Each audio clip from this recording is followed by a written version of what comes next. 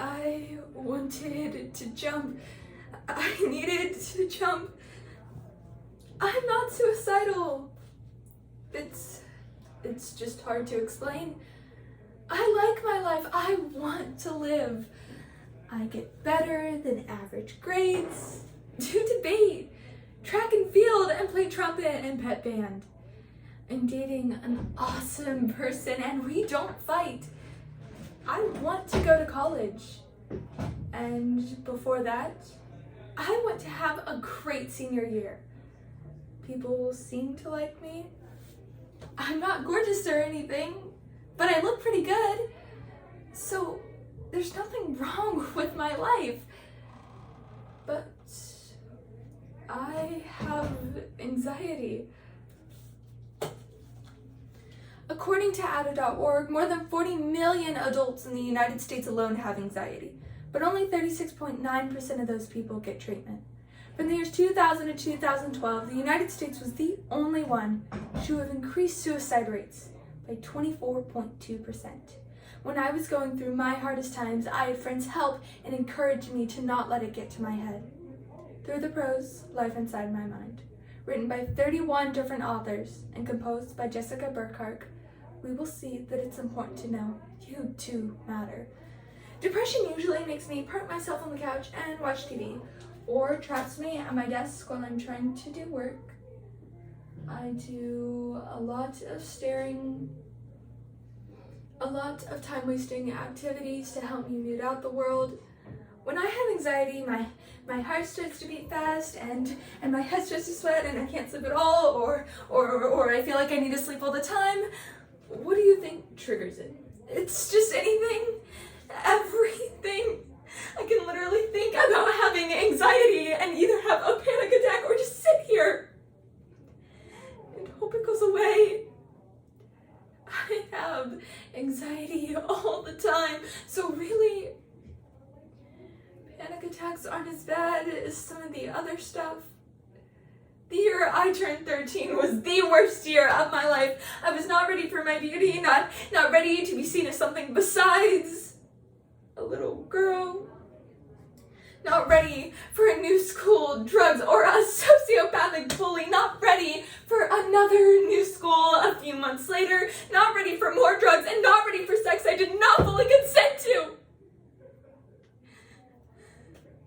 Certainly not ready to navigate these terrors alone. Secrets came naturally to me. I had been keeping myself a secret since before I can remember. The next year, another new school. It was supposed to be a new beginning. But, of course, I was still the same person. I was only ever half there. I knew I was supposed to be making new friends. But I couldn't remember how to smile. I could barely speak. I was trailed by secrets, weighed down by trauma. I had no tools to process. No one talked about PTSD, especially for a pretty middle-class girl who got straight A's and was so good at keeping secrets. And I do remember a day in 8th grade, heading with my mom beneath a violently colorful spring sky, when I scanned the clouds for a sign about whether or not I should kill myself.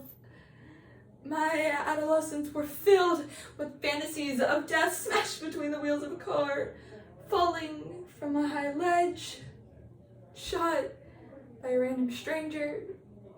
In many of my fantasies, I was the passive player, the victim of circumstance beyond my control.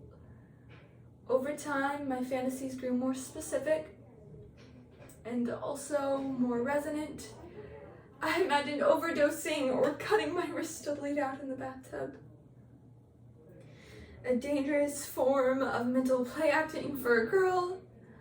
But a year ago, I wanted to jump. My brain played over and over, the side of my skull bursting on the asphalt below.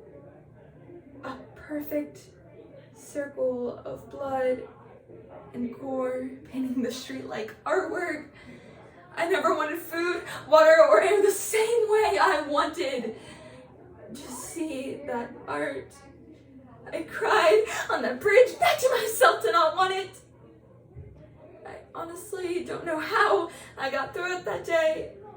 I don't know why I'm still alive, but I went home and I was a mess. Luckily, my mom and dad listened. Some don't, many don't. They didn't understand, and I don't blame them. I didn't understand either. I told them over and over again I didn't want to die. I just wanted to jump onto the pavement, into oncoming traffic. Better if I could time it right and get hit by a semi on the way down, but who would understand that? It's just crazy. So they took me to a therapist. She was the one who helped me see the other episodes.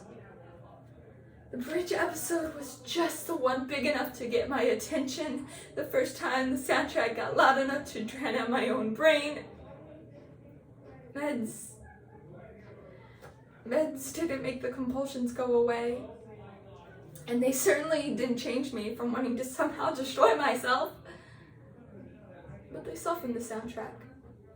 Like turning down music from something that makes your head throb and your ears bleed to something you will only have to shout over to be heard. I needed that little bit. I'll probably always need that little bit, because this was the life inside my mind. I finished my run in a sense of wonder, but also confusion. How had I lived with that horrible wailing for so long?